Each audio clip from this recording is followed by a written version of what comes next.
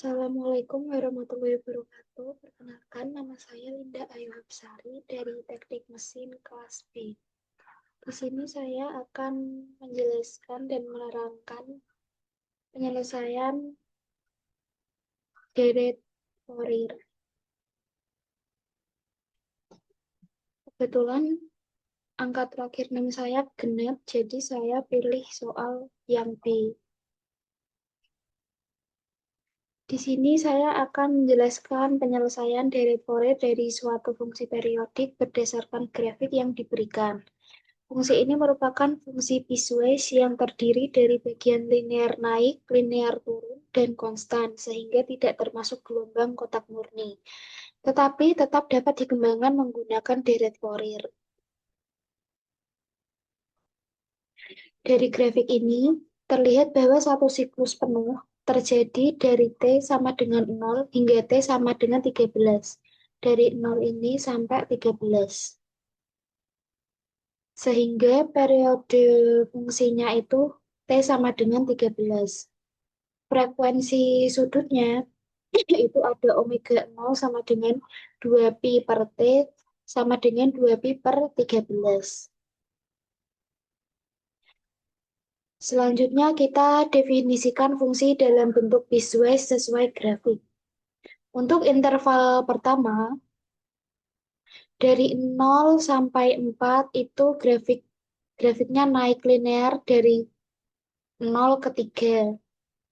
Sehingga fungsinya 3 per 4T.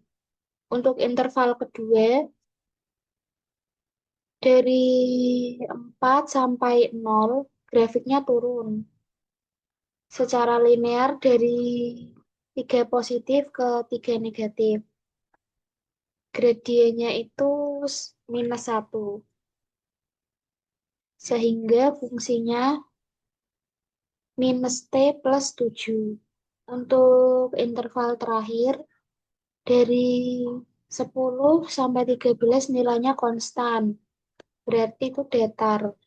Nilainya konstan yaitu minus 3.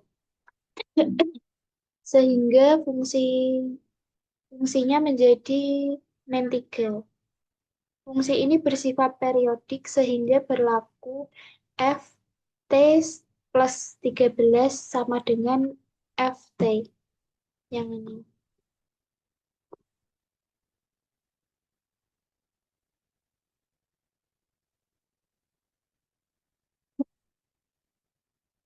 Kemudian kita berlanjut ke menentukan bentuk umum dari deret Fourier.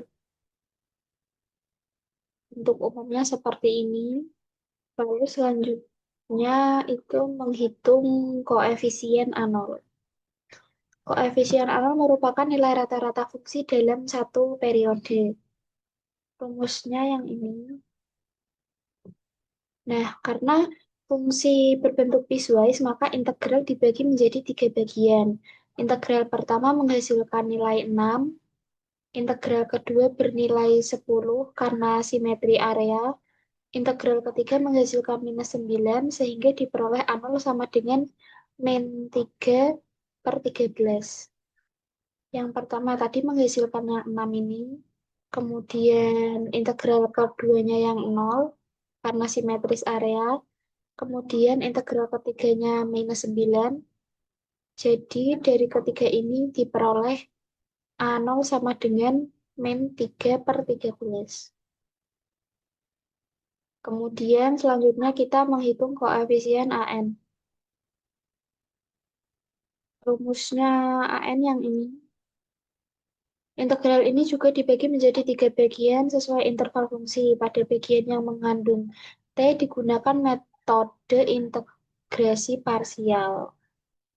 Sedangkan pada bagian konstan digunakan integral biasa dan fungsi kosinus.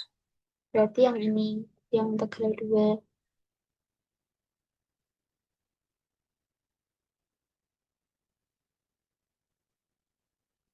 Kemudian hasil akhirnya dinyatakan dalam bentuk gabungan dari ketiga integral tersebut. Selanjutnya kita ke koefisien Bn. Koefisien Bn itu dihitung dengan rumus ini. Langkahnya sama seperti AN, yaitu membagi integral menjadi tiga bagian. Untuk suku yang mengandung T, digunakan integrasi parsial. Sedangkan untuk suku konstan cukup menggunakan integral fungsi sinus.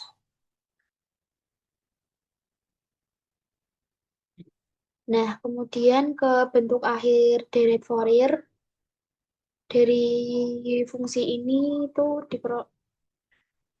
bentuk akhir deret Fourier dari fungsi ini tuh ini yang yang ini.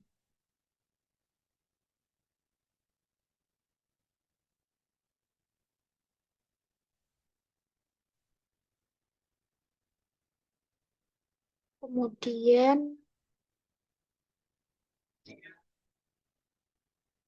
nah dari gambar ini tuh ditampilkan perbandingan antara fungsi asli dan hasil pendekatan deret Fourier. Di sini saya ada grafiknya dari deret Fourier.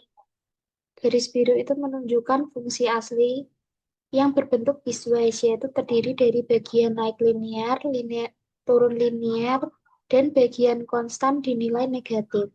Sedangkan garis putus-putus yang warna oranye ini merupakan hasil pendekatan deret Fourier dengan jumlah suku sebanyak 10.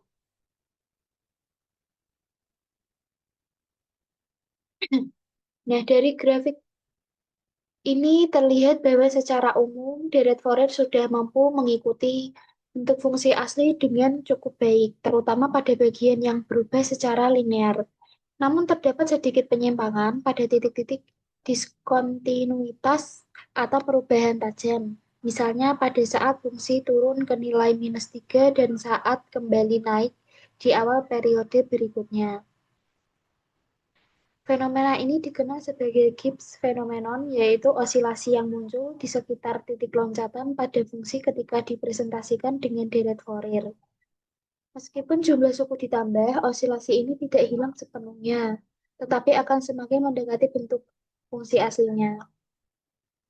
Selain itu, dapat dilihat bahwa semakin banyak jumlah suku yang digunakan dalam deret Fourier, maka hasil pendekatan akan semakin halus dan semakin mendekati fungsi asli di seluruh dominan. Secara keseluruhan, grafik ini menunjukkan bahwa deret Fourier efektif untuk mempresentasikan fungsi periodik, bahkan untuk fungsi yang tidak kontinu sekalipun.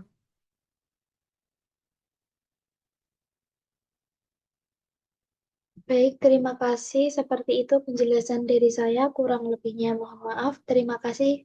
Wassalamualaikum warahmatullahi wabarakatuh.